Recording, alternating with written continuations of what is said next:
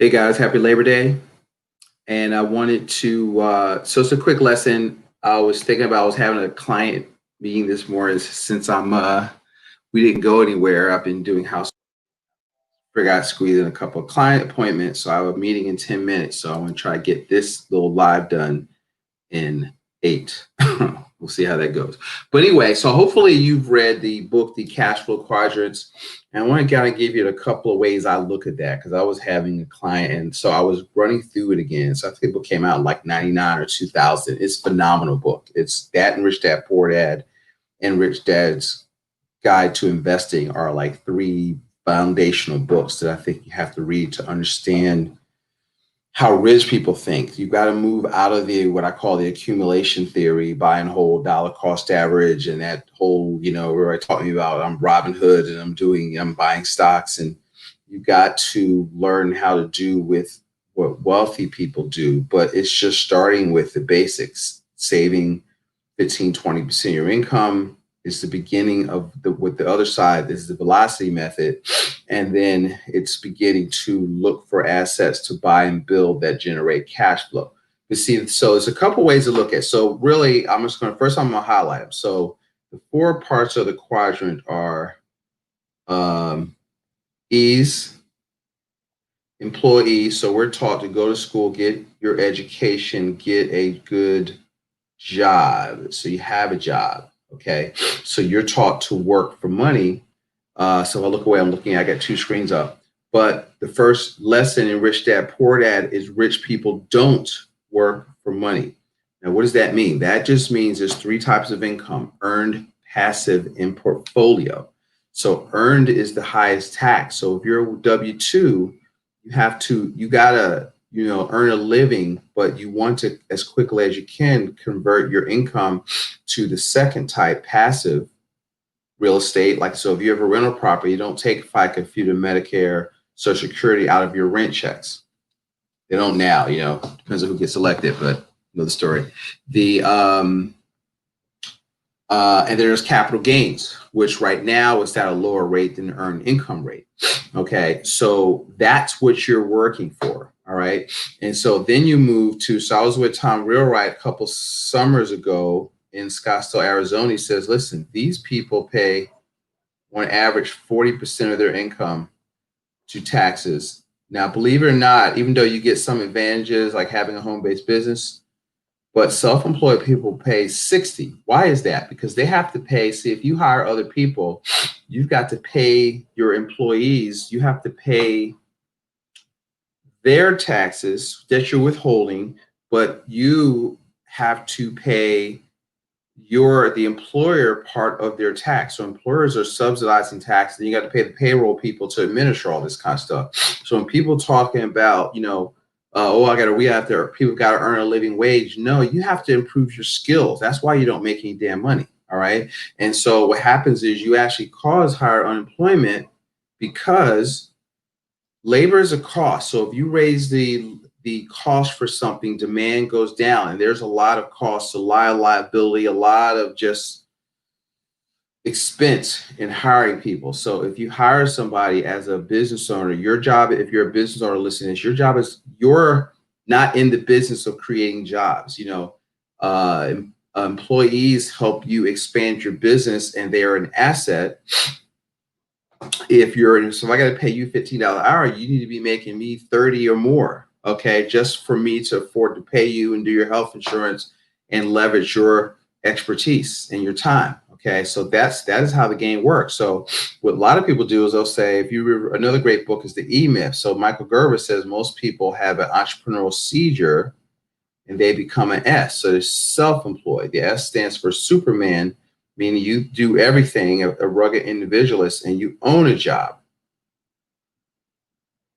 So sometimes I fluctuate between there. And so this is now, let me tell you another way I look at this. So now when you are listening to people, so the reason I was looking through the book, because my daughter, I had her reading it this summer, my oldest, who when she went to school, somehow she left it on her dresser. That's curious, because she's fighting me on stuff and trying to get her to read. But I'm going to mail it to her. She don't know. And if you cash at me, you have to give me a book report.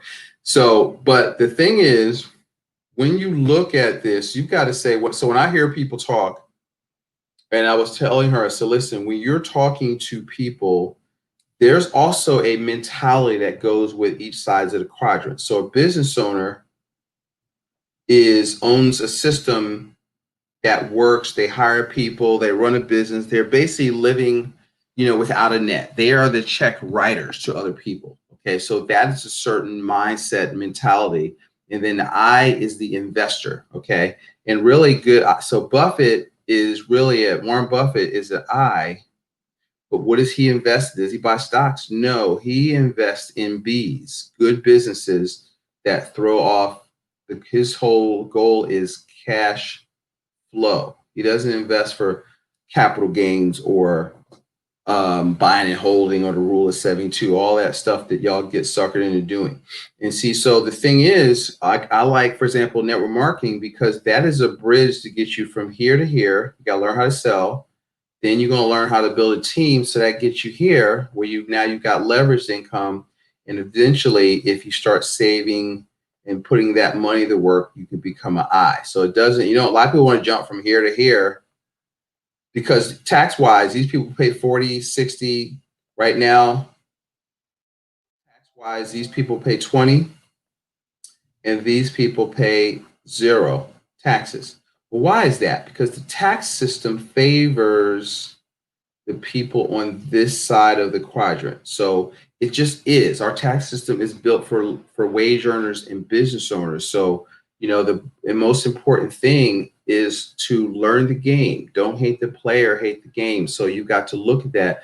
But when you're interacting with people or you're looking for people to vote for example, I ask myself, okay, what is the background of this person? Are they an E?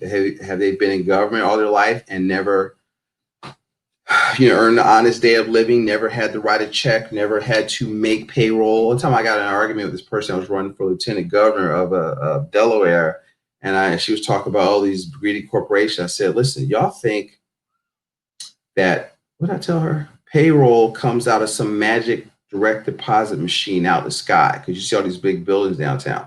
Most people work for companies less than 75 employees and they're hand to mouth, right? And so you adding all this burden on them, you're actually making it worse. I mean, somebody's got to sell something. Somebody's got to create revenue in order for there to be cash flow to pay somebody. There's got to be work coming in to do something. So, what comes first, the chicken or the egg? You've got to sell something. You've got to be involved in commerce. You've got to make stuff happen so that there's work for people to do. And so you can't make the environment so detrimental so a lot of people don't understand that. A lot of people that are in office or running for office, they really don't understand that. And they really think they can raise taxes on businesses and they're just going to pay it. Well, first of all, businesses don't pay taxes, they collect taxes. Okay, so you feel it, you got the soda tax. Well, that tax is passed on to the person,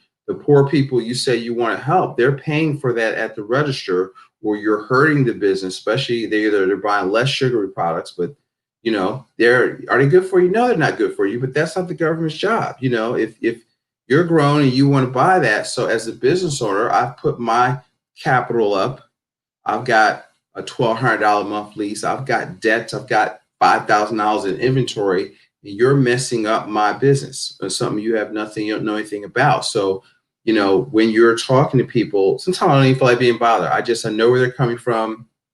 And unless they want to hear it or are open-minded, a lot of times I save myself information. But, the goal is to transform yourself from here to here, is to teach your kids. We've got to learn how to grow up on the BI side because this is how you create wealth. See, there's nothing stopping you from moving over here. There is no amount of racism that can keep you from moving over here, contrary to, I won't say popular opinion, but some opinions, right? So we have to understand the game. You've got to work hard. It's not easy.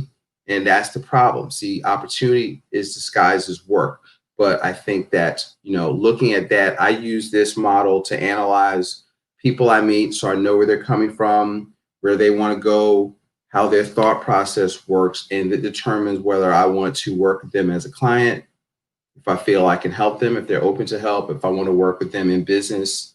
I look at it in terms of a lot of stuff. So once you start to understand, if you want to, it's a sales thing. If you want to see what John Smith buys, you must learn how to see through John Smith's eyes. So once I know where they're coming from, I can actually have a really good insight as to their mindset and their, where they're thinking, what is their interest. And so I align my interests. This is from a macro perspective. I try to align my interest with the powers that be. So if I know the Fed is trying to create inflation, then you want to put your capital in things that inflation benefits. That's what I mean. You have to learn how to think macroeconomically. So hopefully a short lesson. Hopefully this was helpful. Y'all have a great Labor Day. And we will talk to you soon. I'm going to give you another update on how we're doing with the 12-week year. Thanks. Bye.